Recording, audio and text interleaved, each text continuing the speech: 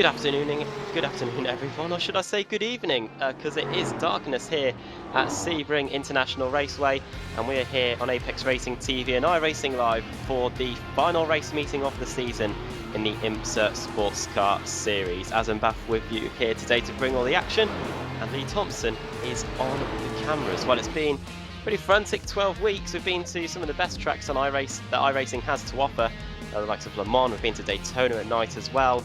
And we end the season here at the beginning of March for a week's break for week 13, and we start it all up again. Well, let's run you through the championship standings going into this final race meeting of the season. Marco Arcidiacono has about a 40 or so point lead over Dustin Hickman in the Daytona prototypes, and they are both here today. So a bad finish for one, the championship could turn. Dennis Duna is in third, he's here as well, and then Gianni Vecchio in fourth, with Michaela Ritchie 5th, Benjamin Perron in 6th, Jake Robson 7th, 8th is Adam Parler, 9th Sam Fitzpatrick and Nick Thiessen rounds out the top 10 in the Daytona prototypes as we head down to the grid now. In the German GT3s, it is Paul Ilbrink leading the way with Zach Thomas 2nd. Just from looking at my timing screens, I don't think that either of those are here today, so that championship looks all but settled. Luigi Nespolino is in 3rd, he's here today. Alex Saunders in 4th, 5th is Johannes Schafranca, 6th Christoph Kern, 7th Alessandro Dalladone, 8th Mika Lurky, 9th Marcel Heyman and Kieran Peace rounding out the top 10 there. And finally, in the rough C specs, it is Leonardo Corti leading the way there. He is here today as well, starting 3rd in that class. 2nd, David Barraclough, he's not racing, and Daniel Buck in 3rd on pole position in today's class.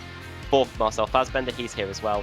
Eduardo Prado 5th, George Gruber in 6th, Frederic Spar Delini in 7th, Thomas Pekrocki in 8th, 9th is Peter Scharox and Jakub Jasaretsky in 10th position. Heading down to the grid then for the final race of the season. Not too many lights around this Sebring International Raceway, so the drivers will be relying on their headlights somewhat, and they'll be hoping that they don't get damaged in any contact, because then you're pretty much driving blind until you get to the pit stops and they might be able to repair them. And let's look at the grid then for the final race of the season. Dustin Hickman starting on pole position. He's going to be trying to do everything he can to try and take the championship away from Marco Arcidiacono. Tim Bertie is starting 2nd with Marco Arcidiacono, the aforementioned Arcidiacono, in 3rd. Dennis Duna in 4th. He's been doing well recently in the broadcast that we've been doing here on Apex Racing TV. Michaela Ritchie in 5th. Alexandra Gravui in 6th, then it's Fabrice Cornelis in 7th, Arkadiusz Newman in 8th, Gianni Vecchio 9th, and Joseph Burton Harris in 10th, racing in Australia / New Zealand, so early times there.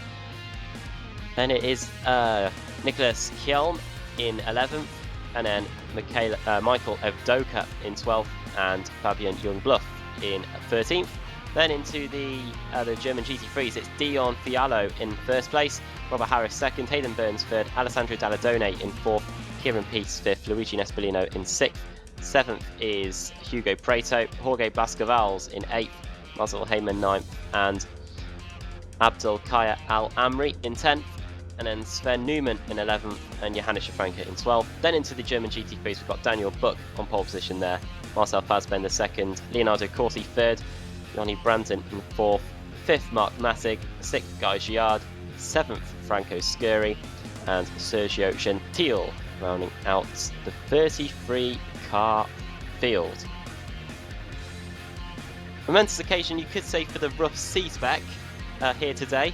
From what I am told, that this is going to be the final race with the rough in the IMSA Sportscar Series before the Porsche 911 GT3 will take hold next season. Could be wrong on that, usually am wrong, so don't take my word for it there, but has been good with the rough this year. Very competitive class as well. It may not look too close to the beginning of the race, but after the pit stops are completed and whatnot, there are some great battles, especially one that stands out for me anyway was New Year's Day, the start of 2017 at Imola. So a great battle there. Unfortunately it was taken away from us because of the German GT3s, but definitely a good battle there. Not too long to go then, full pace lap here at Sebring. Good to see the chat being active today, drivers speaking about their experiences of driving around this Sebring International Circuit, especially under the lights. I don't think I've actually ever done a night race on iRacing. I don't think I've had the capability of doing it until recently. Should really give it a go. I did try and do an IMSA race earlier in the season at Road Atlanta. It didn't go too well. Messed up the fuel at the pit stop and had to pit again, and I think by the end I got disqualified, so things weren't going too well there.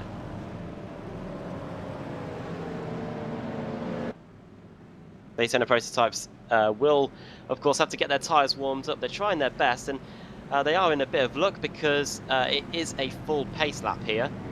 Some of the tracks we go to, the likes of Spa and I think Imola as well, we only have about half a pace lap, so the drivers do not really get much time to do that.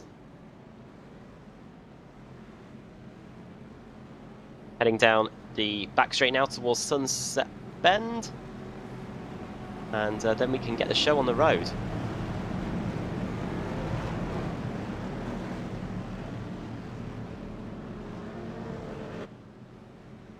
Dustin Hickman and Tim Bertie then on the front row of the grid. Two teammates are trying to do everything they can to stop Marco Diacono from taking the IMSA Sports Car Series title. It's going to be a pretty frenetic race, 45 minutes. Through the final corner we go. The safety car will pull into the pit lane, and the green flag is in the air, and the final race of the season in the IMSA Sports Car Series is underway. Good stuff for Marco Diacono. He's already up to second place, wasting no time at all going into the first corner here. And Diacono up in second place, and it's been a terrible start for Tim Bertie because Dennis Duna looks like he's going to take third place away as well going into turn 2. Up the inside he goes, and yeah, terrible start for Tim Bertie just when Dustin Hickman may have needed his teammate to try and upset the game of play here. And it's not worked out at all. Problems for Nicolas Hjelm. He's had a terrible start. He's now dropping down the order like a stone. He's gone off in turn 2.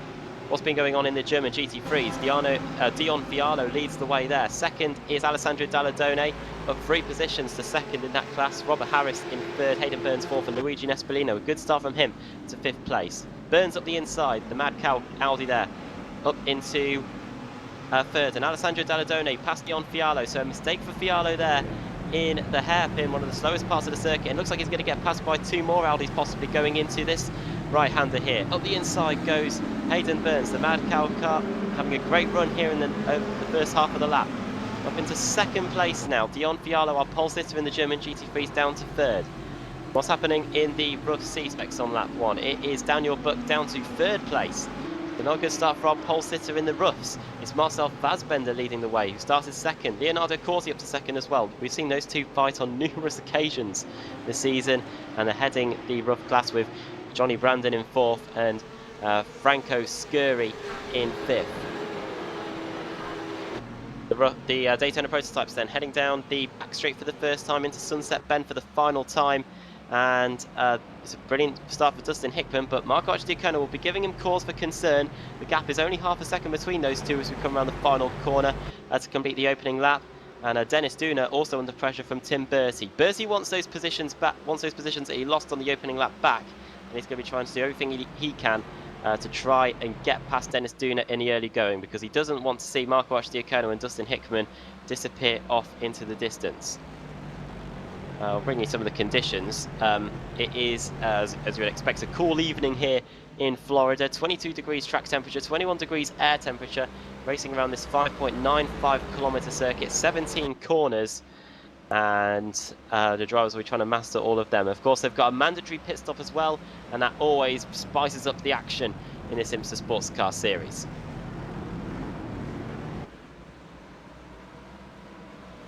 Apologies for the buffering that we get. Crash at the hairpin. 3 cars involved. What's happened here? It is Gianni Vecchio as well as Fabrice Cornelis, and also the third car that was involved in all that was Newman, who had nowhere to go in all that, and that at the time was about 6th, 7th and 8th that all came to blows. So disaster for those guys. Change of position in the German GT3s. It is all happening here. It is now Robert Harris, and there's more contact. It's Joseph Burton Harris around, and I think it might be Gianni Vecchio again happened this time? It was contact between actually Vecchio and Burton Harris. Yeah, going into the right-hander, both of them around. Unfortunately, they were able to get off the track and stop any other cars getting involved. But action all the way through the race today. And tell you what, the rest of the field have done a good job of avoiding all that.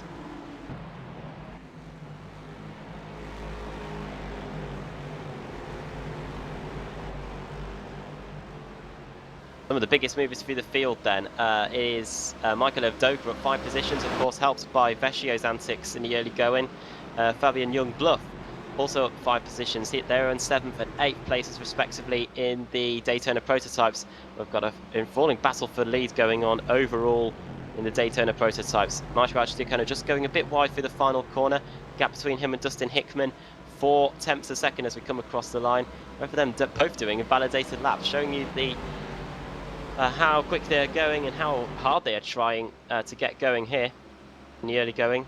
45 minutes, it's an hour and 15-minute race today for the final race of the season. Usually a 45-minute race here in the IMSA Sportscar Series, shows you how much I'm paying attention. And the Daytona prototypes now just heading out of turn 5, going through turn 6, known as Big Bend. Well, at least that's what it says here on my track map. And into turn 7, Archdiacono kind of closing up under braking and nearly running into the back of Dustin Hickman. It's great to see a battle for the lead. We can check in the German GT3s again. It settled down there after quick frenetic first 2 laps. Robert Harris has a 1.2 second lead over Luigi Nespolino. Up 6 positions, Nespolino. He's had a brilliant start here in his Audi. Doing a good job there. And in 3rd place, Dalladone, under pressure from Hayden Burns. 2 Audis as well in the Mad Cow car of Hayden Burns. We saw him get a few positions at the start, but looks like he's lost a few recently. Dalladone getting by. And then we've got a nice gaggle of cars here with Johanna Schafranca and Kieran Peace. And that is Gianni Vecchio working his way back through the German GT3 field after his 2 offs on the last lap. Of course, all these cars will have to encounter traffic during the race. Not the longest track in the world. Been to tracks shorter than this, I can tell you that. We were at Lime Park earlier in the season. I can say we've got BMW represented here in the field today. Marcel Heyman, he's driving in a BMW. I think he might be the only one actually. Check back in the Rusty specs because Marcel Fassbender, who was leading the class a lap or so ago, isn't leading it anymore. He's now down to 3rd in class.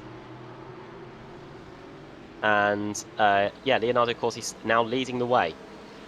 And they've got their work cut out because they've got a German GT3 in Sven Newman having to work his way back through the field. Going through this part of the course on my track map known as Le Mans, corners 15 and 16. Possibly named after one of the S's sections that they race around in Le Mans. This lead battle again, just checking in the Daytona prototypes. 2 tenths of a second then between Dustin Hickman and Marco Archdiacono. An invalid lap again for Dustin Hickman, so he's picking up off tracks. There is an incident limit of 17 in this series, and I do again apologise for the buffering that we seem to be encountering here today on the stream. Gianni Vecchio's gone again, I can tell you that much. He's dropping down the order, I do believe. He's in the pit lane. So the end of the day for Gianni Vecchio possibly. And he got GT3'd. That's all I can say there by looking at the replay. Got into by Hayden Burns in a Mad Cow car. I could do some puns, but I'll probably get fired. So yeah, the Audi getting into the back of the Daytona prototype of Gianni Vecchio, and I think that just ends a sorry day for Gianni Vecchio. Might not have been his fault there, but yeah, he's been definitely in the wars today. Finally, Dustin Hickman does a lap time that isn't invalidated, 53.179. But 53.4 last time for Marco Archdiacono. But the Daytona prototype of Archdiacono still staying right with him there. Good run, and both of them putting 2 wheels into the dirt. Shows you how quick they are going now on the exit of turn 5 through turn 6. This long right-hander. Don't have to lift at all there, those Daytona prototypes. Hold on to race into the hairpin. Dennis Duna was quicker than both of those guys last time around, and Tim Bertie did the fastest lap of the race, 53.0 on that last lap. So this is definitely becoming an intriguing battle because the top four all lapping very quickly, and they all could be together if Dustin Hickman and Marco Diacono continue to battle. Great battle we're getting here in the Daytona prototypes. Through turn 13, known as Tower Bend. And turn 14 here, this left-hand kink, Bishop. Can get an overtake done here, but it is very difficult, and usually we'll probably end up taking to that escape road on the inside there. And now through turn 16. Onto the Allman Straight. Good opportunity to do some slipstreaming here. Maybe not so in the Daytona prototypes. Not as long as some of the straights that we've been to in recent times, like Spa, for example, or Le Mans for that matter. Marco Diacono taking a wide line into that final corner. And that now leaves him open to attack from Dennis Duna, actually. So how quickly things can change. Marco Diacono not defending yet.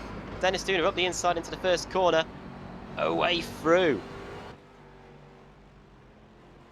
It is very hard to get an overtake done into that corner because it's just such a fast entry and such a fast exit as well. So if you do get an overtake done, it's pretty difficult to hold on to it as well. Alessandro Dalladone is gone. The man from third place in the German GT3s. What happened to him? He went through turn 16 at the end of the Le Mans complex into the tyre barrier, and I believe that might actually be a disqualification. Hard to tell, but Alessandro Dalladone out of the race. Running in third at the time. And that will elevate Johannes Franke up into third place in class now. He's going side by side with Hayden Burns down the back straight. So a good battle here in the German GT3s over third and fourth. Burns up the inside. Franke going to hold it out around the outside. Franke a regular in the Audi, actually since we've been, well, from what I can remember, back at Imola on the 1st of January. Remember him having a good battle there. Franke back up the inside, grimly holding on. A good race from him so far. Started in 33rd overall, and up to third place as Burns puts a wheel onto the grass going into turn 3. And nearly losing the car, and allows Kieran Peace to close in as well. All three of these cars running in Audis.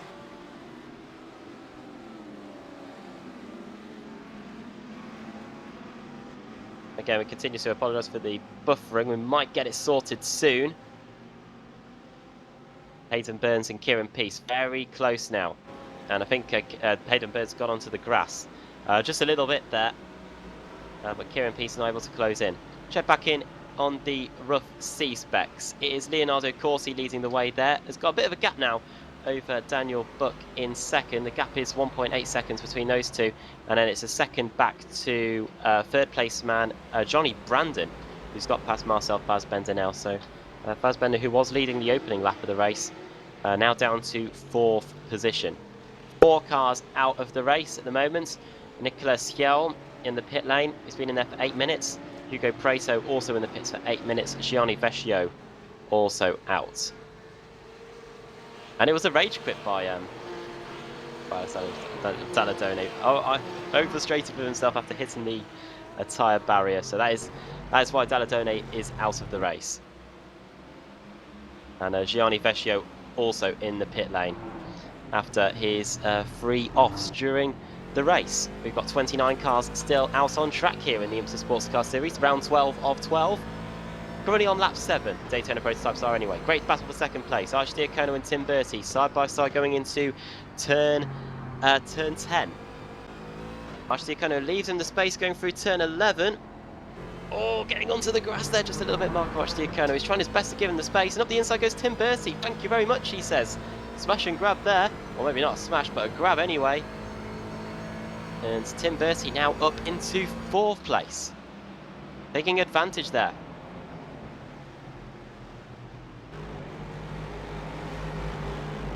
I was very heavily damaged. Getting more information on Daladone's exit from the race. And yeah, sad way to end the season for him. Side by side down the straight then, Dennis Duna wants that third place back off Tim Bertie.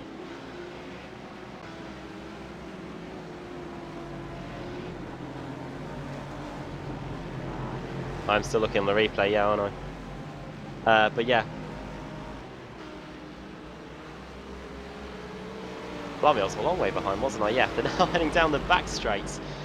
They're heading down the straight towards turn 7, I should say. And they're now having to lap the rough C-specs. One of the many challenges of racing in the IMSA Sportscar Series. And Tim Bertie catching the roughs at the worst possible time. That's Guy Giard and the other rough there of Sergio Gentile. And Tim Bertie losing out big time. The gap between himself and Dennis Duna now 2.5 seconds. Battles going on in the German GT3s again. It is close between Blasker Vals and Kieran Peace, and also good battle going on between Dion Fialo and the Mercedes of Abdul Kia Al Amri. And that is one of the Mercedes that we've got on the field today. Most of the German GT3s made up of the Audis. On Al Amri losing it a little bit there going into turn 3, and losing a little bit of time there.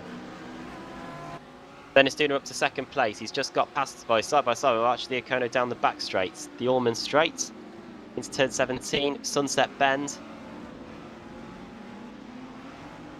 And Duna through. Marco Archie Diacono, he will be hoping to take it to Declan Hickman. Maybe possibly thinking about his championship just a little bit. He does have a 40 or so point lead going into this final race meeting of the season. Doesn't want to take too many risks.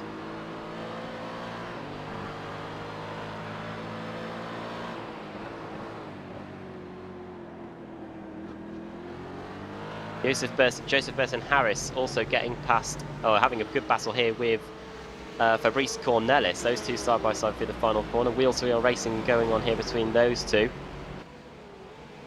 Look at that, darting all over the track, and Fabio Youngbluff is going to get a good view of this. Joseph Burton Harris involved in that contact with Gianni Vecchio early on in the race in turn 10.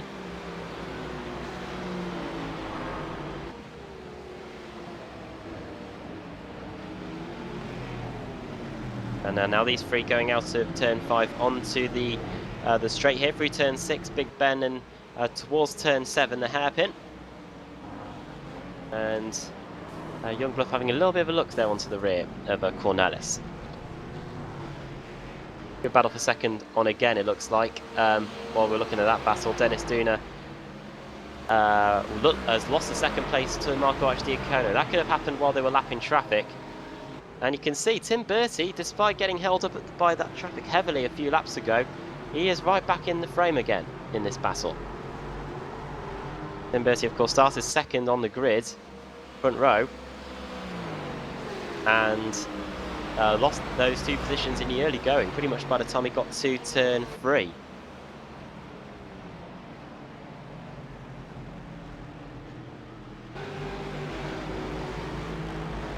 And we're just seeing there why Dennis Duna lost the second place. Well, I've just seen it on the stream anyway. Tim Bertie still trying to lap the rough traffic here up the inside of Corty and Daniel Buck. Those are the two leaders in the rough C-spec, so those two having a good battle now. They've closed right up, and they're now just getting lapped by Michaela Ritchie.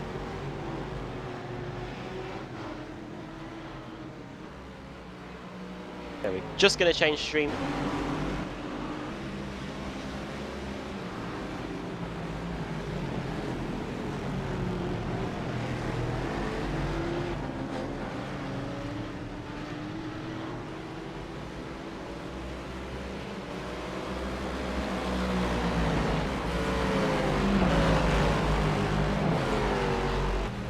Hopefully we've sorted out the stuttering issues that we've got on the stream here.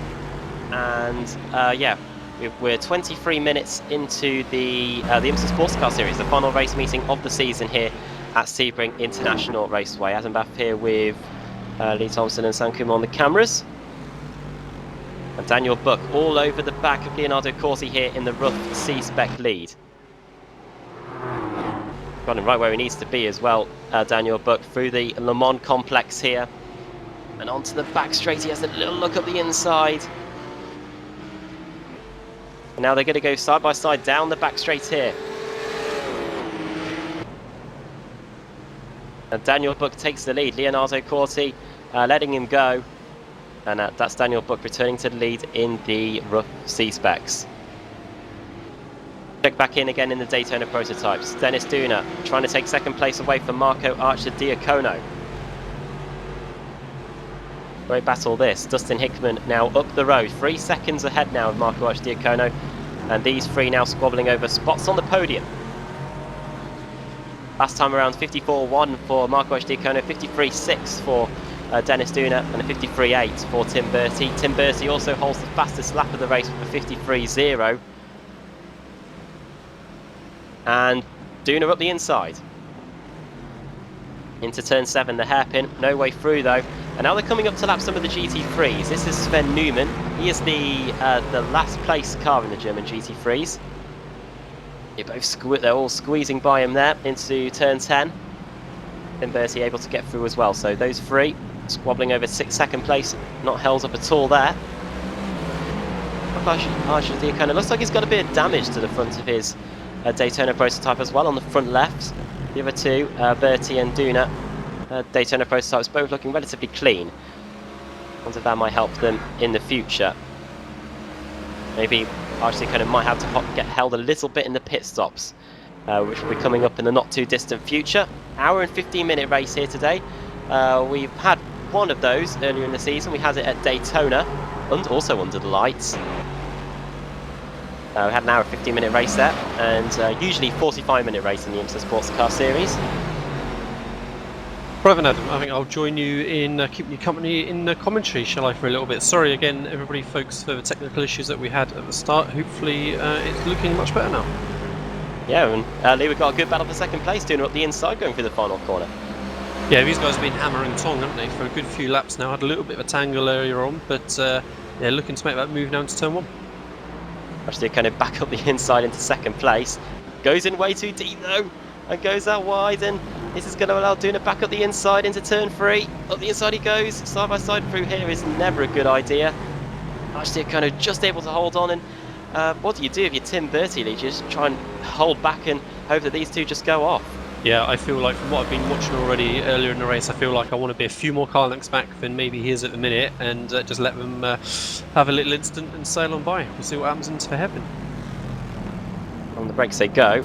Oh, and there you go. There you go, Lee. Right on cue. There you go. See, a few car lengths back, and he might have been all right. Dennis Duna getting into Tim Bertie getting into Dennis Duna there, and Duna getting passed by Michaela Ritchie down to 5th place, and he's got a bit of damage now to the right rear of the car, and likewise Bertie front left damage as well, and allowed Marco Archer-Diacono to just pull away a little bit there. And this just allowed Dustin Hickman to pull away even more, and that's a shame really, because we did have a good battle going on for second place there. And good battle now between Michael Evdoka and Newman, this looks like. Going into turn 10. Two cars that Evdoka's had a good race, up 5 positions. Newman also up into 8th place. The overtaking points. Oh, and there you go, contact made, and just about to ask Lee, whereabouts are the key overtaking points on the circuit? Most likely Sunset Bend, the final corner, or maybe even the hairpin? Yeah, exactly. I think the hairpin as well as that final corner. So that hairpin's, you have a heaviest braking zone on the track here. And we already saw, just a moment ago how the guys can really bunch up a lot as they head in. So yeah, get a good run for that first section of the lap, and that's a good opportunity, I think. Dion Fialo, who was on pole position in the German GT3s, has just come into the pits. Possibly a scheduled stop, 15 seconds. That looks pretty ordinary, I think, Lee. Yeah, fairly clean, I think, from him. I'm seeing in the GT3s, Jonas Schranker pretty close to Hayden Burns, looking like challenging as they get heavy on the brakes. Has a little move on the inside, but not quite close enough this time around. those Audis sounding great thundering around the Sebring circuit. Definitely, yeah, the high-pitched wails there of the Audi R8 LMS. And yeah, these two squabbling over third and fourth. Shafranka using the headlight flash button at his disposal there. When you're driving in a German GT3 car, Lee, does that bother you if you're the car in front, or do you never really notice it? I think it's interesting now that iRacing have brought it in. You know, it's something fairly new to the guys still. You know, only last few seasons that we've had this option now. And I think obviously at a night race like this, you know, it's going to have a big impact. It can be very distracting depending on how you've got your screens set up as they head to complete another lap. In the final corner, won't be too long before we start to see pit stops here. We are it's a 75-minute race. We've just got over 15 minutes to go, and look at Hayden Burns darting it all over the circuit to try and hold off Shafranka. They crisscross going into turn one. Shafranka going to go to the outside here. Hayden Burns leaves that option open to him. Round the outside he goes, and Hayden Burns still giving him plenty of room through turn two and into turn three here. But Burns will have the inside, and you should just hold on to that third place in class for now. Great battle this. And back at the prototypes, I'm seeing Tim Bertie just closing back up onto Adriacono a little bit more to challenge for that second position as they look to start another lap. Bertie all over the gravel, kicking up the dirt onto the track, and yeah, he's struggling with a fair bit of front end damage from that contact earlier on. Eager to get that second place back and near his teammate Dustin Hickman. Well, I say near, Hickman 6 seconds up the road. 53.4 last time around for Tim Bertie. The best lap that anyone did on that last lap, I do believe. But going into the hairpin they go again. Archdiacono holding on for now, but Tim Bertie looks like the quicker car at this stage in the race. I know they definitely don't change the tyres when the pit stops happen, but the drivers will just be taking fuel. Archdiacono will be trying to hold out for this first pit stop, or maybe if you're Tim Bertie, Lee, you might decide to come in early and set the quick laps and get ahead. Yeah, I think that certainly might not have been a bad tactic before the incident a few laps ago where he's now got this damage. But you know, it's going to be interesting to see, as you say, what these guys are going to look to do. Diving into the pits, is he going to look to get a little bit of repairs done as well? Perhaps probably not really going to be worth it. Seeing a little bit further back between Newman and Evdoka. Just running side by side as they are coming through the back end of the circuit. I think Evdoka had a little try for move, but didn't quite work out that time. Newman past Evdoka now. He's in 7th place. Evdoka also 4 positions in 8th. Running through the top 10, and Hickman. Oh, there's a battle going on again between Shafranka and Hayden Burns. Those two have just changed positions, I do believe. That's an overtake into turn 1. Oh, did Hayden Burns just lose the car going into the first corner? Yes, he did. The car had a slide on, he turned into it, and then the car bit back and spat him out. Fortunately, it didn't go too wrong for him, and yeah, Johannes Shafranka now up into the podium positions. What are the main challenges of racing at night, Lee? Depending on the track, it really can just feel like a completely different circuit. You know, brake markers may not really be visible, turning points may feel completely different. And as you pointed out at the start of the night, you know, very little of the circuit is actually lit up. So I'm sure for these guys, it's going to feel completely different. And if they've not put in a solid amount of practice, they may find it a little bit of a shock coming into this night race. Drivers are helped a little bit on the circuit by the cat's eyes that are at the side of the circuit. Probably have a different name in America, but yeah, the cat's eyes at the side of the circuit helping the drivers sort of guide their way around the circuit. Shafranka and Burns now coming up to lap Franco Sciori, going through turns 15 and 16, gets out of the way relatively well, and this battle continues then. Luigi Nespolino is quite a way up the road, so I don't think these two are going to catch him at any point during the race, but Hayden Burns gets a good run out of there, Lee, and looks like he might use the slipstream to his advantage going into Sunset Bend to get that position back. Yeah, so running side by side as they're heading into that final corner. Tries to hang around the outside, just about keeping in there. There are different lines around that final corner, of course. He should get a good drive on the exit on the outside, and may have the opportunity to cut back into turn 1 perhaps. Interesting line. Unconventional driving there on a straight. But yeah, Johannes Schafranke weaving about, trying to distract Hayden Burns perhaps in the mirrors. Maybe a little sign of frustration there as they come to lap the roof, as he does just about hang around the outside, and they get through fairly cleanly. And they're going to have their work cut out because Dustin Hickman is just about to enter the shot as well. So he's going to lap these guys in a moment. And that small mistake for Schafranke going through that complex there at turn 4, 5 and 6 hasn't really helped him too much. He's just dropped back a little bit, and now Dustin Hickman is right on the rear of him, and he is going to get laps here in the German GT3. It's a good opportunity for Hickman here to get by. He doesn't want to get stuck in any of the corners, and Dustin Hickman on his way now, 5.5 second lead. And Evdoka and Newman battling hard again at the start of this new lap. Evdoka's back ahead of Newman again, so there's been another change of position there. But this battle might go to the pit stops here. We've only had one of them so far, and that was Dion Fialo. Maybe a bit too early. Don't know what the fuel is like in this series, especially in the 75-minute race we've got here today. And he's the only one to pit that is still on the track. We've got 1, 2, 3, 4, 5 cars out. That's Sven Newman, Alessandro Dalladone. We saw how angry he was earlier. Gianni Frescio off 3 times. Hugo Preto also out, and Nicholas Hjelm also out early on in the race.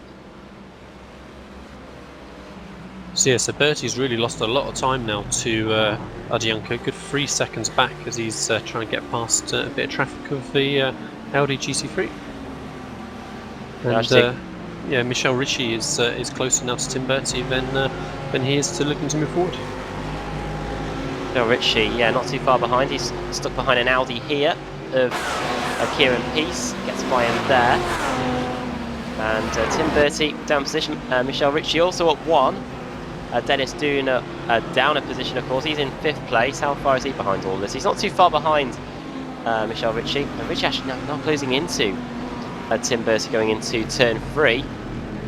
Dennis Doon could be there in the not too distant future. What was his lap time around? 54.6 for Doona, 55.0 for Ricci, and a 56.5 for Tim Bertie. Bertie doesn't seem to be having the traffic his own way here. And I think even once he was clear of traffic, Ricci still seemed to catch up a lot. He's all over him, so I think Bertie perhaps has got problems, and Ricci could well be sailing past imminently. Good run out of the hairpin through turn 8 and 9. And now into turn 10.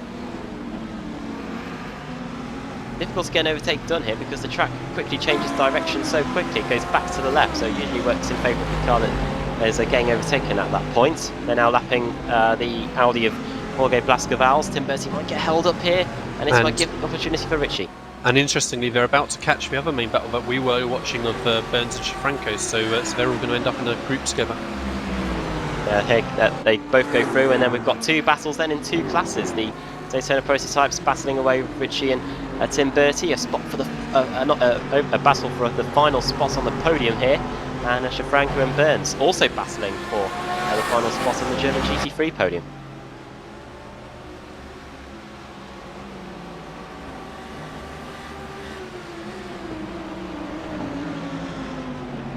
Final corner they go, and I think the good news for these two, Lee, Bertie and Ricci, is that they should both get by them on the front straight. Or going either side. It's just about working their way through, but as you say, just about going to get up the inside. But is that going to allow a little bit of a change for the Audis behind? I think they stay as a were for now. Leads a Spa 2000 there. Dennis Doon has come into the pit lane to serve probably his scheduled stop, getting that out of the way early. Probably saw the two German GT3s in front, and thinks he can get an advantage as Michel Ricci makes a right mess of turn 5, and that's lost a bit of time now to Tim Bertie. But a good battle there. 17.2 second stop for Doona, and he's going to emerge right at the back of the Daytona Prototypes.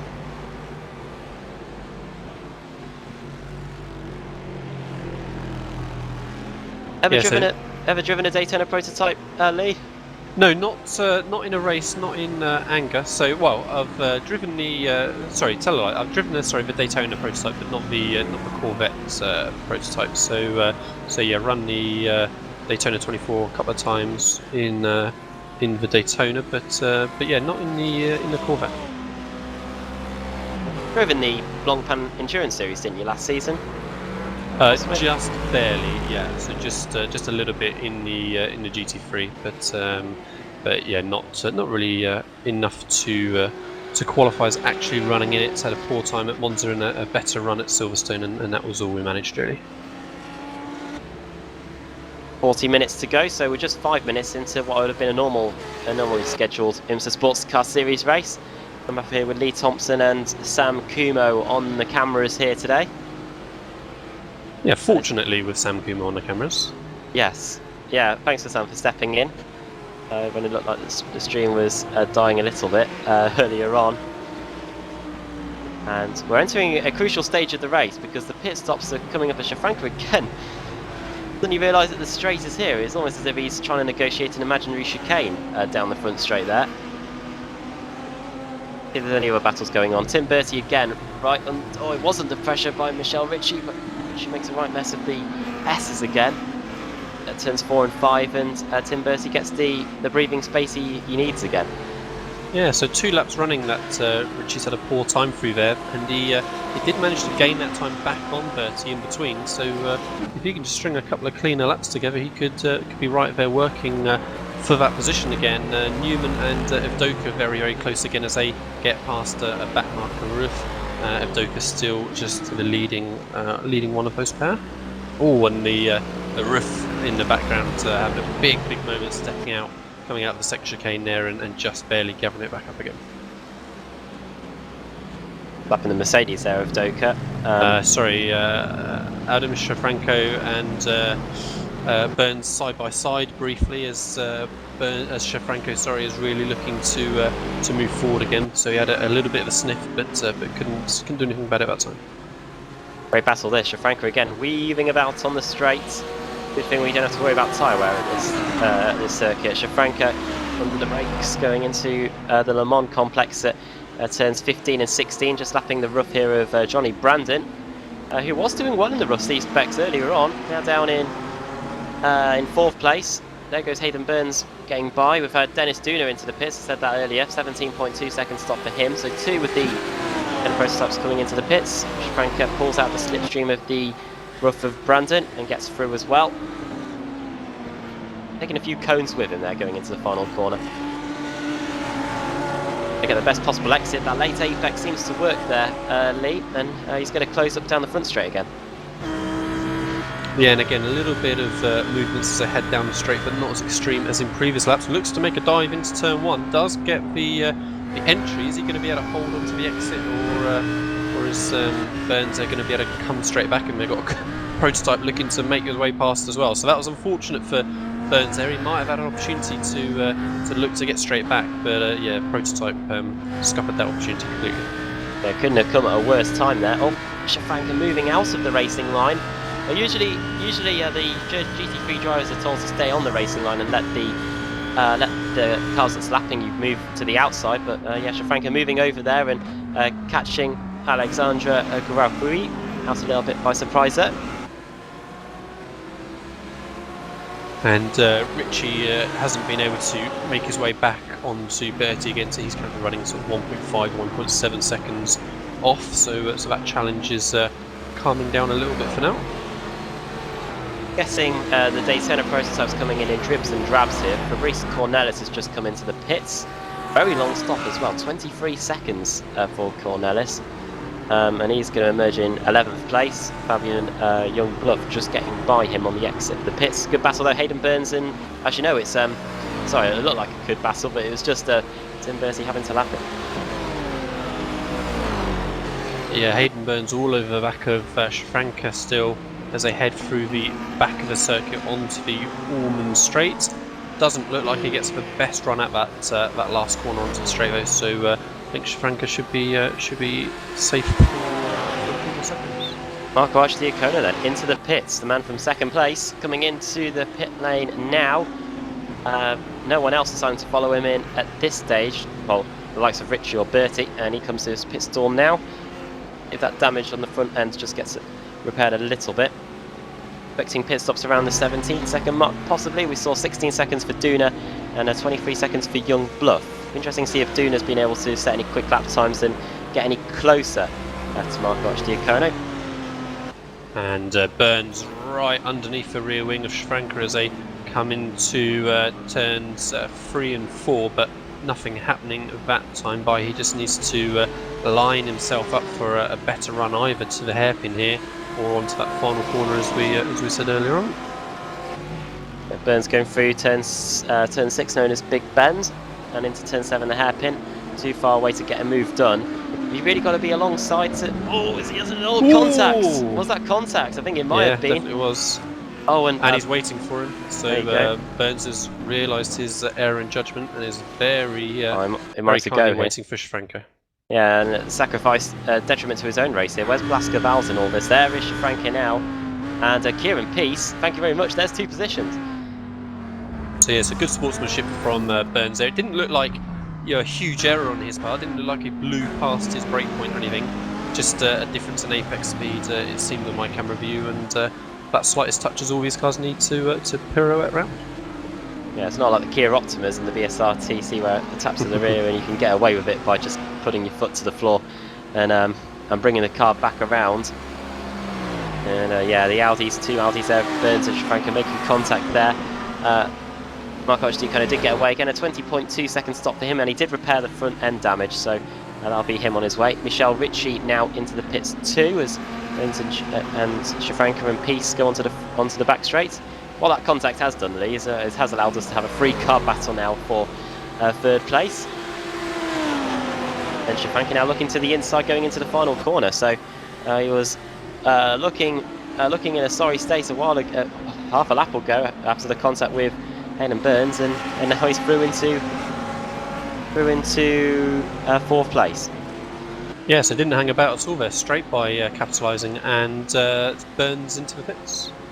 And Burns into the pits then, might try and get this pit stop out of the way and try and get back ahead of those guys. I also should mention that Jorge Blasco Valls was able to benefit from that contact down at the hairpin too, so 2 positions lost from that contact, and Schranker back now past Peace. Al Amri also into the pit lane on that lap, and Michael Evdoka also in his Daytona prototype. So a few pit stops occurring there. Just over half an hour to go then in the IMSA Sportscar Series here at Sebring, the final race meeting of the season before we go on a week break. And up the inside there goes the Burton Harris, tries to lap Kieran Peace, but that didn't work out at all there. And yeah, he carries on again. I'm racing in Australia, New Zealand, and as they leave, must be racing, God knows what time in the morning, about 5 o'clock in the morning, 6 o'clock? Yeah, so just while these pit stops are shaking out, that's just sort of removed any immediate battles other than Schranker and Pearce being just a couple of tenths apart. Otherwise, we may have a battle developing again at some point between Archie Tacono and Duna. They're just a couple of seconds apart, but that's going to take a few laps to develop, if at all. Yeah, Archie Tacono on his first lap out of the pits after serving his pit stop, and Dennis Duna been out a while. 53.8 was his last lap time. His personal best during the race of 53.0. And Evdoka's been in the pit lane for a very long time. I was just going to point that out.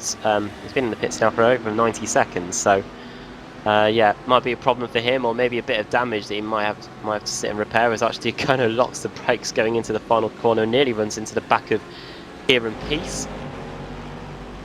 And Burton Harris ahead of him goes into pit lane, so that gives Diacono a clear track ahead.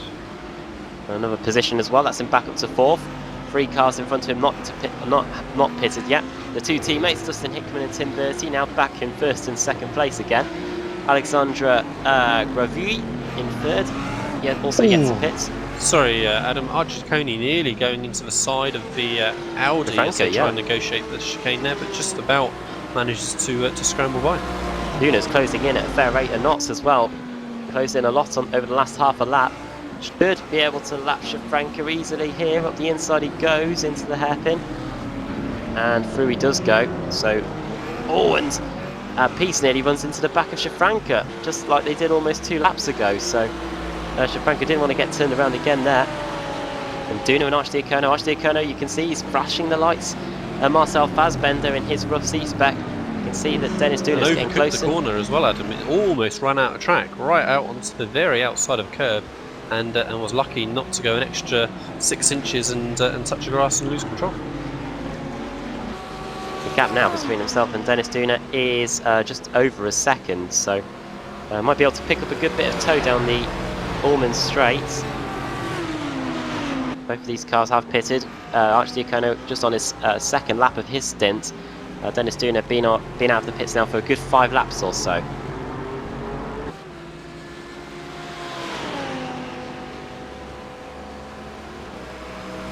If you were racing in this race now, Lou, would you have gone for the early pit stop, or do you just want to stick to your preferred strategy and try and get the best race done? I think it's really just going to depend on the on where you are on track in relation to other people. You know, if you, like say, you have your strategy laid out initially, if you're getting towards that sort of time and you've got a clean track in front of you still, keep pounding around. If you see you're getting held up, or all that potential is there, you can see a good group of cars ahead, then absolutely you need to be flexible in a series like this. I think, especially with the way iRacing tyres are and things at the minute, where you have that opportunity for quite a large window for pit stops. Then yeah, these guys need to be flexible, and they can really make a big difference. Yeah, it can be a big swing in position and time if you call that right compared to your competitor calling it wrong. Seems to be a big swing of time, yeah, especially during these pit stops, because the drivers that aren't battling with each other somehow end up after the pit stops battling each other. So as Archdiacono again goes way too deep into the hairpin at turn 7. And allows Duna to close in a few more temps as well. These are the leading drivers that have made pit stops, I should say, during the race. Archdiacono in 4th place at the moment, Dennis Duna in 5th. Checking that Robert Harris is still leading the German GT3s by 6 seconds, and then it is 14 seconds back to Blascavals in 3rd place, and Johannes Shafranka 8 seconds behind him in 4th, and then it's Kieran Peace in 5th. And now Duna under about half a second. That's less than half a second now between himself and Duna. And we could see an overtake here going down the back straight if Dennis Duna can get a good run through the exit of the Le Mans complex at turn 16. And Marco Archdiacono could be sitting prey here for Dennis Duna down this straight. Yeah, certainly closed considerably on this lap, so nothing doing, I don't think, for the next corner. But we'll see if he can line them up ready for turn 1. If he can. Have they got any more traffic coming up in front of these guys? Yeah, they've got a few more roughs. They've got Sergio Gentile, I think. Yep, and Daniel Buck as well, the rough leader. They're kind of down the front straight. What time does he do? He does a 54.1. No, it doesn't actually. He does a 54.5. 53.7 for Dennis Duna. Shows you how quick he was last time around. A good 6 or 7 temps taken out there for Marco Archdiacono. And this is going to be interesting to see as well where they come out in relation to Tim Bertie, because Bertie has been out of the pits now for 25 laps almost. And these guys have been on their stints now for 4 and 7 laps respectively. Tim Bertie doesn't look like he's been troubled too much by traffic in the last few laps. It's definitely going to be interesting to see where he comes out in relation to these two when the pit stops have been completed. And Duna getting very, very close to the lapped roof as they were in the braking zone down into the hairpin. Now, I did wonder if he was just going to edge across towards the racing line a little bit under braking too much and get tangled, but looked like judged pretty well, and he's still right there within half a second of moving up into that 4th position.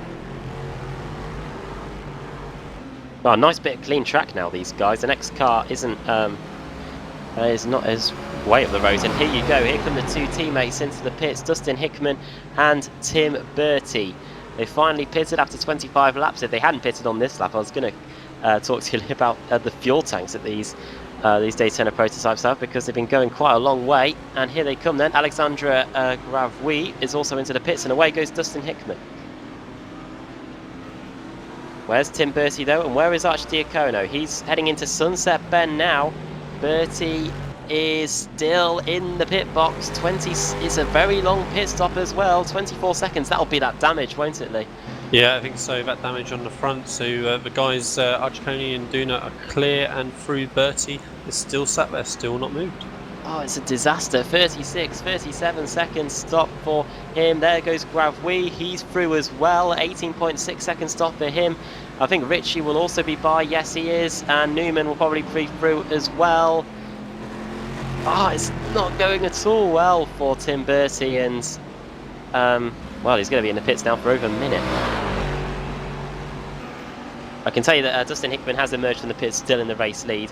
Archie Okono now second, Dennis Duna third, and Tim Bertie is low as seventh now in the race. Yeah, so we're looking at about 14-15 seconds at the minute between Dustin Hickman P1 getting going on his outlap with Archiconi then in second. As I say, yeah, about 14-15 seconds behind. Daniel Buck is out of the race. Don't know what happened to him. He was in third in the Rossi. Spector came into the pits for what looked like a scheduled stop and then exited the session. So that's his race run. Looks like the car not to be in for this session, Adam. I think is going to be a roof. The guys that are running still, closest any of them are to each other is 10 seconds. So that's a very lonely race for guys in that class, I think.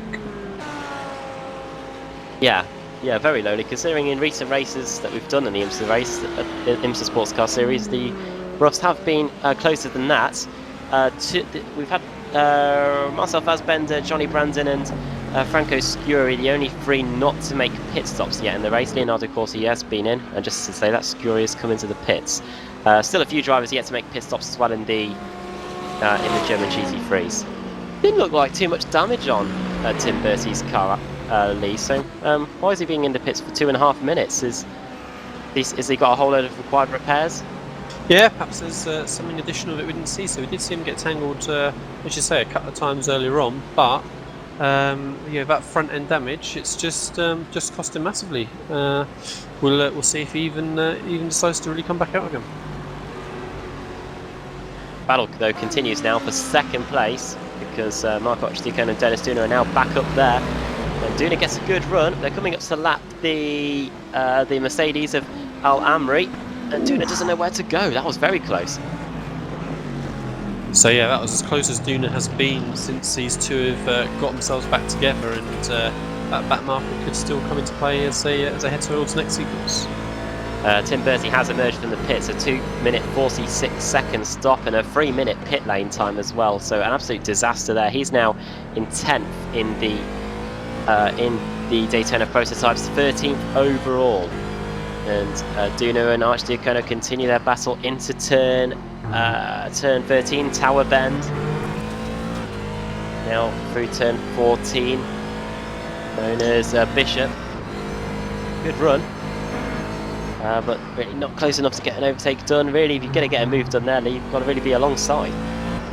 Yeah, and that's the case for a lot of places on this track. You know, say you've got to get the run and be fully committed. There's no, this isn't a sort of track where you can make those do or die moves. It's just not going to work out for the layout of the circuit and the bumpy surface. Here comes Duna. He's looking to move to the inside. As I come to the final corner, Archidona just cuts across his nose and holds his line. And we'll see what kind of drive they get set out this corner with the GT3 there.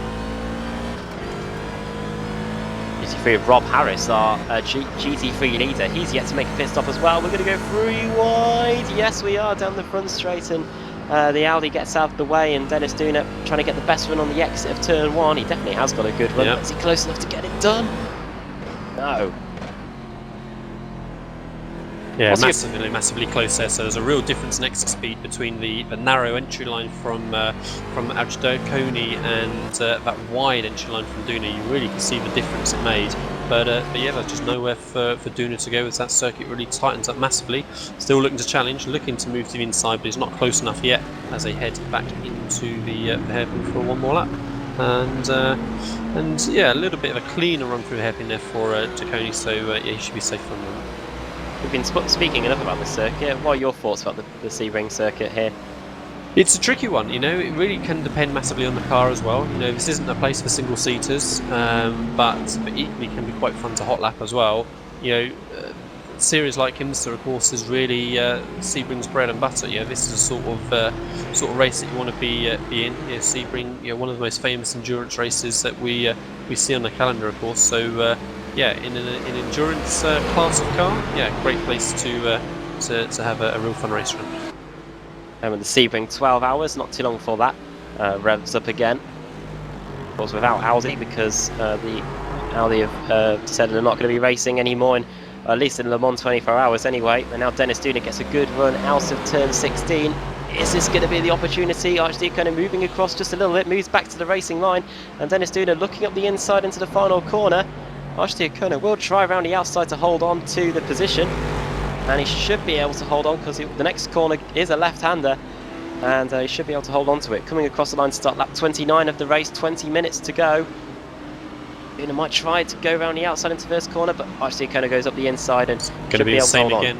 Well, Duna's had a little bit of a wiggle halfway around, but I was going to say otherwise. Duna had that wide entry again, so he might have had the opportunity to really drive out that corner. But a bit of a kick of oversteer halfway around, and that really killed his momentum. We've actually got another little battle developing now, which is good in the prototypes as well.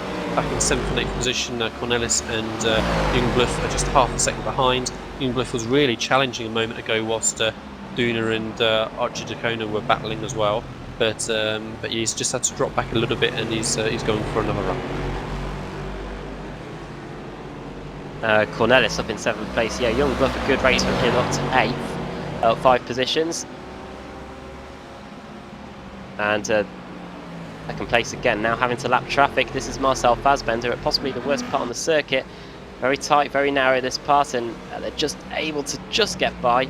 Fassbender currently in 2nd in the Rusty specs after the pit stops. Now might be a good opportunity to quickly run you through the top 5s in all the classes. Hickman leading the way ahead of Archdiakono, then Duna in 3rd. That battle continuing. Ritchie in 4th and Gravui in 5th. And in the German GT3s, Robert Harris still hasn't pitted yet with 20 minutes to go. 2nd is Jorge Blascavals. He hasn't pitted either. Neither Schifranca in 3rd. Then Nespolino 4th and Marcel Heyman in 5th. And in the Rus specs, Leonardo Corsi leading the way there.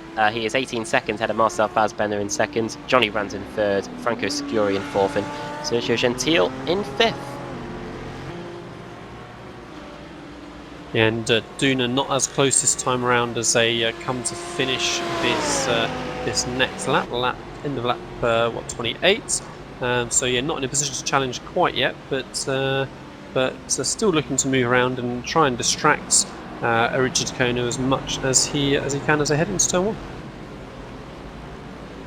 One thing we seem to be learning from this race, Lee, is that the German GT3s have a very large fuel tank. They can go, Archdiakono nearly loses it going through turns 3 and 4 and into turn 5, sliding all over the place here.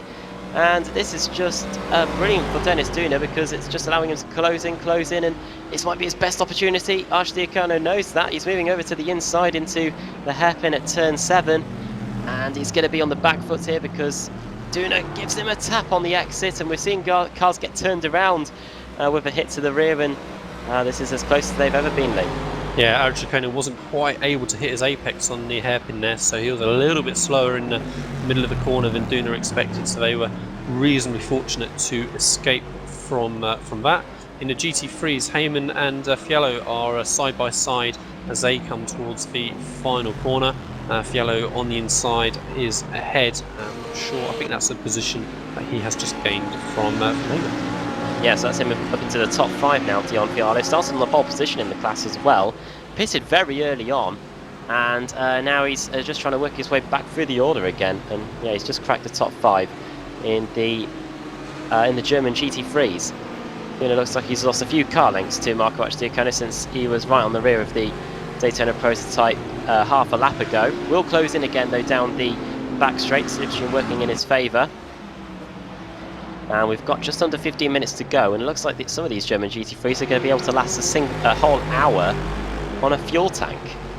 Were you able to ever get that fuel mileage in the Blancpain GT races that you took part in, Lee?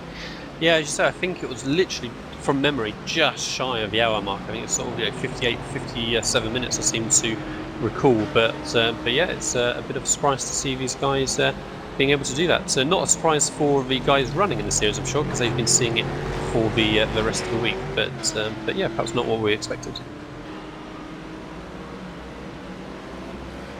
So we can expect it, if that is the case, to see Harris, Blascovals and Shafranka in the not too distant future. The fuel loads have probably been modified for the 75-minute race compared to the usual 45-minute races that we have here in the IMSA Sportscar Series. Great way to end the season as well. Dustin Hickman, 9-second lead then over Marco Diacono. Racing in again, but turn 10, very hard to get a move done, as we've been saying all night. Really got to be alongside. Johannes Shafranka finally comes into the pits in the German GT3s from 3rd position. Interesting to see where he emerges out after that stop. He had a 5-second lead over Nespolino before he came into the pits, so he'll definitely lose that one. Hayden Burns and Marcel Heyman, I think, having a battle on the circuit. Those two going down the back straight. BMW versus Audi. Haven't had to say that so far today, and looks like the Audi definitely has the advantage around this circuit. Yeah, and it looks like Burns is just going to have lost out in that battle to Shafranka, who obviously we saw them fighting for a large period of the start of the race. No, sorry, my mistake. So Shafranka actually hasn't quite got going enough yet, and Burns is jumping ahead. So yeah, so Shafranka, sorry, just losing out to Burns just by a couple of seconds. I did wonder if the battles that we saw Burns having there were going to cost him a little bit, but no, he's clean through, and Shafranka's got to chase back after him. Duna is ahead of in the post side, sorry. Oh wow! Diacono moving to the outside. He was hoping to get the inside down the front straight. These two have been side by side for 2 straights now. They were doing it down the back straight, and now Diacono is sweeping around the outside. This might work, and Dennis Duna bouncing all over the place. The suspension getting a vigorous workout on the bumpy runway here at Sebring, and Marco Diacono pulls it off, and he's back into 2nd lead. Yeah, that was very, very tight from those two. They easily could have ended in tears up against the pit wall on the exit of the final corner, let alone how close they were into to turn 1. So I think they can both sigh a little bit of relief there, but they survive another day as Cornelis and Burton Harris and Jungbluff, are side by side, and Burton Harris moves ahead as they head into the final corner, leading up the rear of the prototypes. Battle for pride going on here. 2nd place man in the German GT3s into the pits, Jorge Blascovals, also Rob Harris in, so that pretty much confirms, that everyone has been into the pits now in this race. And yeah, Burton Harris and Jungbluff are both continuing their duel over 8th and 9th in the Daytona prototypes. Now Dennis Duna dropped back a bit now off Marco Diacono. Maybe that was his opportunity to get the position. But he will try and close back in again. He seems to be good through this final sector of the lap. Going over the curbs there through turn 16. And onto the front straight there. And Marco Diacono now has in real time a 3/4 of a second lead. Yes, it looks like Duna's maybe just having a little bit of a breather. This is as far back as we've seen him for the last, 20-30 minutes or so, it feels like. So he's got to ramp it back up again to try to challenge. I think we're going to see the next battle developing within the next couple of laps between Fiallo and Hayden Burns in the GT3s, as Hayden Burns looks to move forward, pulling Shafranka behind along with him as well. So yes, we shall see how Fiallo can hold on. Yeah, Dion Fiallo last time around 2 minutes 7.7. Hayden Burns 2 minute 0.5. And just looking in terms of the stints, Dion Fiallo is almost 20 minutes into his stint. Hayden Burns, less half that, 10 laps into his stint. So fresher car after the pit stop. And Fiallo just going into turn 10, and Hayden Burns just doing so as well. The gap between them is 2.1 seconds. Problem for Michel Ricci, who was in 4th. He's gone. What's happened here? Just looking on a replay, he's going through the turns 3, 4, 5.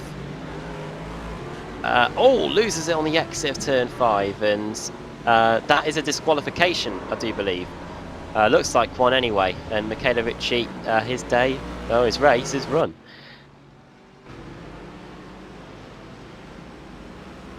There'll be a position for Alexandre Gravouille, there'll be a position for Newman as well, and Cornelis, and Burton Harris, and Jungbluff as well. Such a shame, really. Lee doing just over an hour of the race, and then having to exit it after a spin and disqualification too.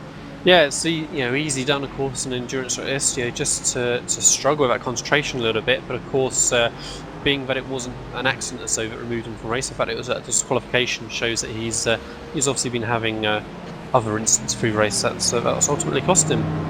Duna's back within half a second now as they look to start lap 33. So I think one more lap and they're going to be squabbling again. Easy to pick up off tracks around this circuit. You only get 17 incidents, and you're picking up off tracks left, right, and centre. 17 really isn't that much. Yeah, it is an easy track to get it. As we just see the prototypes come through turn 1, that was a good example where you really can run out onto the dirt on the exit there quite easy and get away with it. And there's a number of maybe those sort of situations where you're pushing that limit on this track and you just run out into the dirt, and they can certainly add up. But those different classes that we have to deal with, of course, is really going to keep mixing things up as well. As in the GT3s, I see Fiallo actually closing quite quickly on Blasco Vals, just within coming up to a second behind now. So we could have 3 or 4 cars in the GT3s there ending up squabbling away as we come towards the last section of the race. Yeah, Blasco Vals. Last lap was 2:28.3. That being said, I think that might have been his out lap from the pits.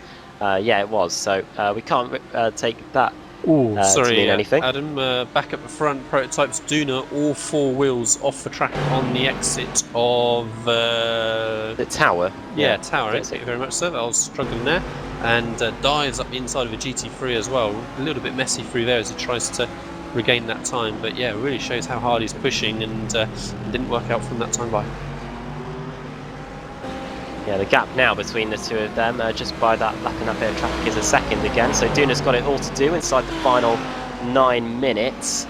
It is a 1 minute 54 second lap, so we haven't got too many laps left here in the IMSA Sportscar Series. The drivers definitely having to win them, well, maybe not earn their money because they're not getting paid for this, but definitely having to race well, especially during these late stages. Of course, a longer race than normal.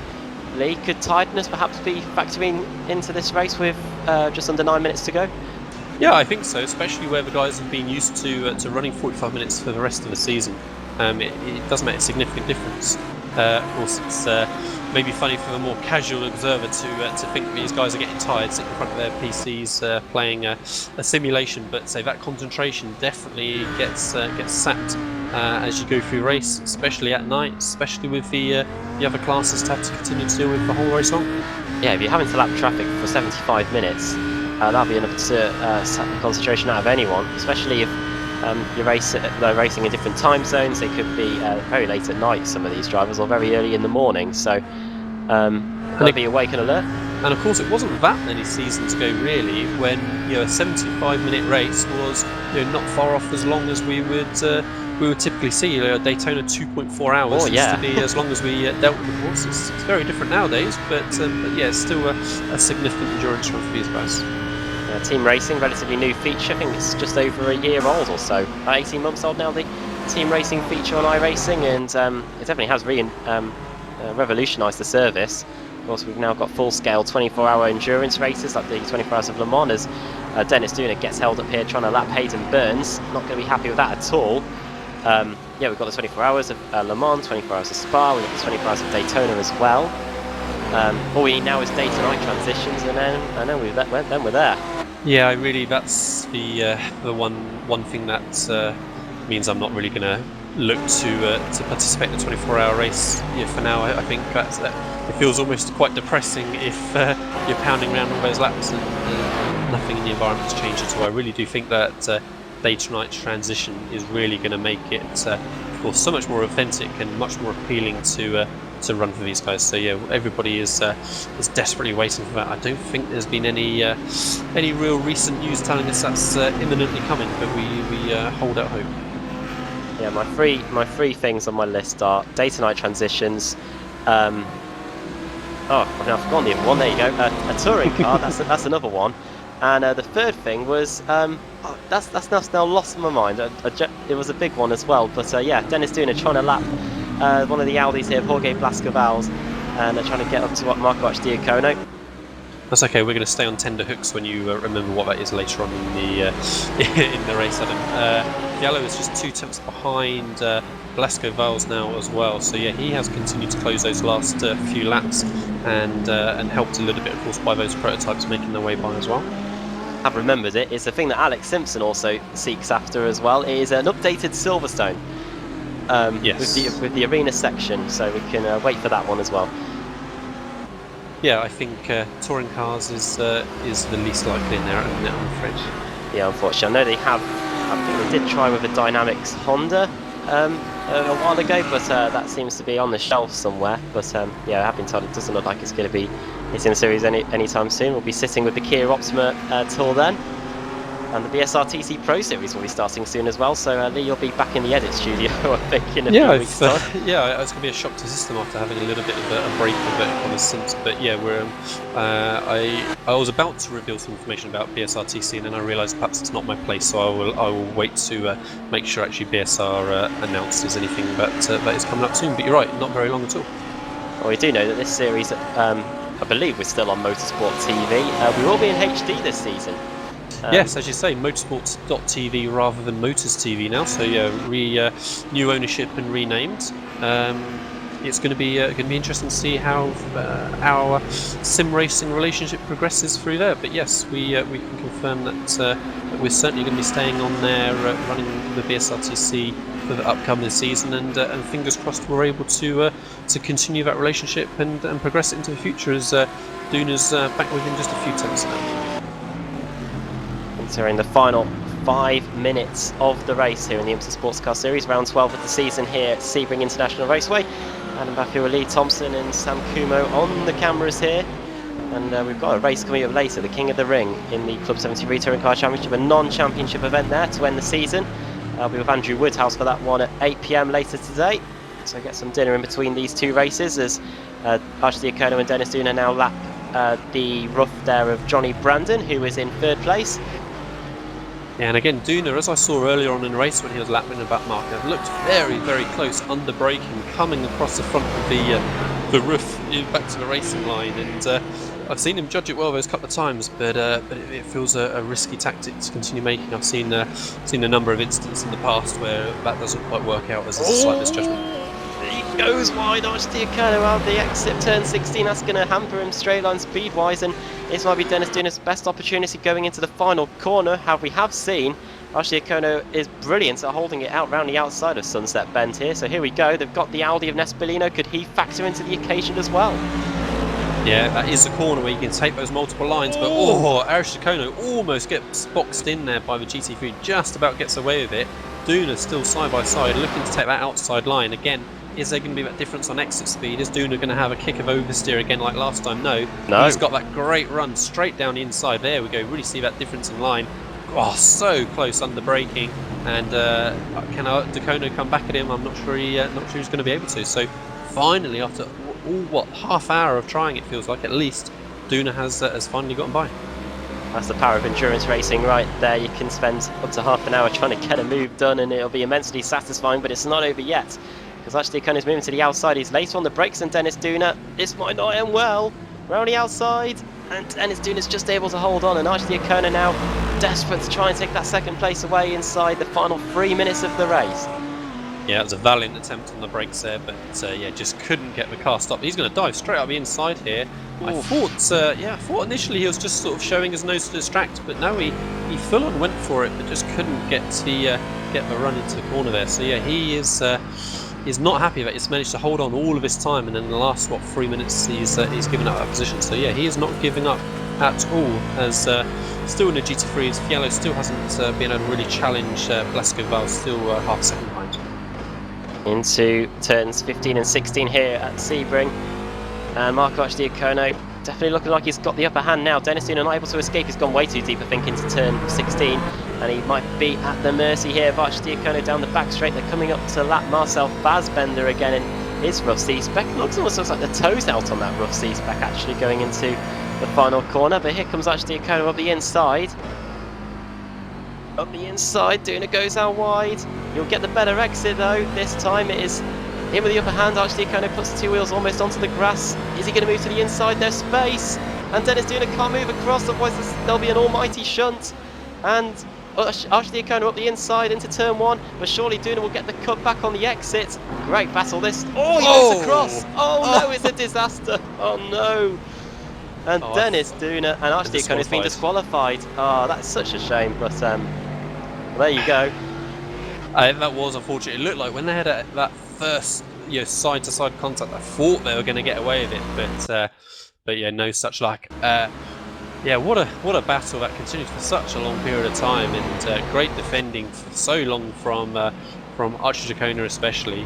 I think, unfortunately, as they went into turn 1, Archdiacono took a much tighter line than was necessary, and that really cost him so much time mid-corner that Duna was able to get that running back, and obviously that led them to the contact. So yeah, unfortunate for those guys, but yeah, Duna has finally come out on top. Darren McKenzie on the YouTube chat saw it coming. He said before he did smell heartbreak, and heartbreak there for Archdiacono. I don't know how crucial that could be in terms of the championship. I don't know how the scoring for iRacing official series works, but 40-point lead over Dustin Hickman going into the final race meeting of the season, and that will be a bad result there for Archdiacono. Meanwhile, 20 seconds left on the clock. Is Dustin Hickman going to get one more lap? He's going down the back straight with 15 seconds. I think he might just have one more circuit of the Sebring International Raceway here. And unsurprisingly, of course, Duna is having to circulate with massive damage on the right-hand side of the car. So yeah, if he's got one more lap to do, then he's going to really have to keep tiptoeing around to make sure he completes. Archdiacono starts the final lap of the race then, with literally 1 second before we ticked over to 1 hour 15 minutes. Dennis Duna, yeah, struggling massively, but I think he's got a huge lead over Gravui. And yeah, one more lap of this race, and we might have lost actually Joseph Burton Harris. Has he got disqualified too? Let's have a look. I think you might have just actually exited the session. Actually, you just went straight on at turn 10, so that was a bit weird. But yeah, that's the end of his race too. That will allow Tim Bertie and Michael Evdoka to gain 2 positions out of the demise of those two. But, yeah, so really with this last lap finishing up, really looks like there's no other battles that are imminent. Dustin Hickman has been pretty comfortable all race long, Adam. We've not really seen a huge amount of him, of course, on cameras. Good battles though in the Daytona prototypes. So good to watch during the race, and gave us something to talk about as well. Yeah, absolutely. It's a shame that it didn't work out for both cars there on that previous lap. But as you say, they're running so close to each other for so long that as we get to the climax of a race, it's maybe unsurprising that it had to all come to a head in the end, as Dustin Hickman comes on to the back straight for the final time, flashing his headlights, looking very happy with himself. Yeah, definitely. Weaving about the track, flashing the lights, you'd almost think he'd won the race. Just don't do a Nigel Mansell on it. Dustin Hickman into the final corner, Sunset Bends, turn 17. Through the final corner he goes, and onto the front straight. Checker flag is waiting, and Dustin Hickman lights the flag. Victory for him. He takes the win in round 12 of the IMSA Sportscar Series, and the fireworks are going off in the background. You can hear them there. Dennis Duna coming into the final corner, just able to survive, and I'm sure he's glad he didn't pick up too many off tracks earlier in the race, otherwise he would have been disqualified just like Archdiacono. He's going to limp across the line and take second place. Good job from him there. Persistence at least to try and get past Archdiacono. And Alexandre Gravui, brilliant job from him, started 6th to get us podium as well on the final lap of the race. And Newman should come through in 4th. We're just going onto the back straight now. German GT3s, our leader is off, but I think he's already taken the checkered flag. Yeah, he's doing donuts in celebration. Robert Harris takes the German GT3 win. Luigi Nespolino second, and Dion Fialo was able to get past Jorge Blascavals in the end lead. Yeah, just about managed to nip by up the last possible minute. Yeah, I don't know whereabouts he did that. Might have actually done it on the final lap of the race. Just going to scroll back through the tapes to see if I can find that myself. Yeah, but Dion Fiala getting 3rd. Leonardo Corti has won the the rough C-Specs. Marcel Fassbender finishing second, and it looks like both of them are doing donuts here. And Johnny Brandon completes the podium. And I believe that could be the title for Leonardo Corsi. Just trying to find my standings. But yeah, title for Leonardo Corsi. Great job from him all season. No Paul Ilbrink here today, so we can't really congratulate him on the title. And Michael Evdoka just coming across the line, and that rounds out the finishers. Can tell you, it was a 17 incident limit. How far was Duna was on 13 incidents. Shows he had a relative clean race, because he would have picked up a 4x with that contact with Archdiacono. And yeah, he wasn't too far off. Leonardo Corsi was pushing his luck. He was on 15 out of 17, and I think overall, Lee, we can say that was a pretty good way to end the season. Yeah, what a great circuit, obviously, for these endurance cars to spend 75 minutes pounding around. So we were fortunate that we had a good, entertaining race there for the last round of the season for season 1. Good battles, certainly in the prototypes and the GT3s, and maybe not quite so much in the roofs. But yeah, great to see these guys out there, and it'll be interesting to see the slight changes, as you say, with cars coming for next season. Yeah, could that be the last time we see the rough on the track? The Porsche could be there. Could be there at the end of the season. Leonardo Corsi not too happy with the dynamic track, which is something we didn't really talk about during the race. Of course, the marbles picking up. They get picked up during the race. But let's run you through the finishing order then of the final race of the season. Dustin Hickman takes the win. Dennis Duna taking second place in the end. Alexandre Guavoui finishing in third, the Frenchman. Then it's Arcadius Newman in fourth place. Fifth for Fabrice Cornelis as Dustin Hickman continues the donuts. Sixth for Fabian Youngbluff, the last car on the lead lap. Then Tim Bertie in seventh after a disastrous pit stop, where he was in the pits for a good 2 3/4 minutes. Michael Evdoka finishing in eighth. Marco Archdiacono disqualified with 2 laps to go, finishing in ninth. Joseph Burton Harris rounding out the top 10. Robert Harris takes the German GT3 win. Luigi Nespolino second. Dion Fialo in third. Fourth for Jorge Blascavals. Fifth Hayden Burns, the Mad Cow Audi. Sixth is Johannes Schafranca, 7th Kieran Peace, 8th Marcel Heyman, and 9th Abdul Kaya Al Amri. And then the rough C-Specs, Leonardo Corsi taking the victory there. His Diach colleague Marcel Fassbender finishing second, Johnny Brandon in third, the Briton, and then Sergio Gentile in fourth, Guy Giard in fifth, and Franco Scuri in sixth. Michele Ricci retired with 8 laps to go. He finished 26th overall, 11th in the Daytona prototypes. Daniel Buck was leading the rough C-Specs at one point, finished 28th, 22 laps down, and 7th in class. Mark Massig as well in 28th overall, 8th in the roughs. Then Sven Newman, 30 laps down in 29th place, 10th in the German GT3s. Alessandro Dalladone out earlier on, finished 11th in that class, 30th overall. Gianni Vecchio off numerous times in the first few laps, he was out there. And Hugo Preto, 38 laps down and 32nd, and Nicholas Helm in 33rd, 39 laps down. Right then, just time to remind you that later today, the King of the Ring, the Nordschleife, the Kia Optima and the VW Jetta, both racing on the track at the same time. That could spell trouble.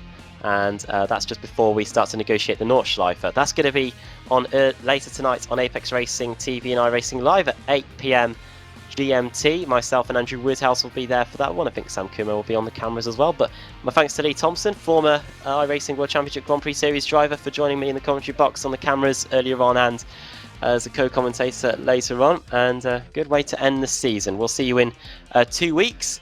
We'll be getting the IMSA Sportscar Series underway again at 16:45 GMT. From all of us here at Apex Racing TV here at the Sebring International Raceway, good afternoon to you all.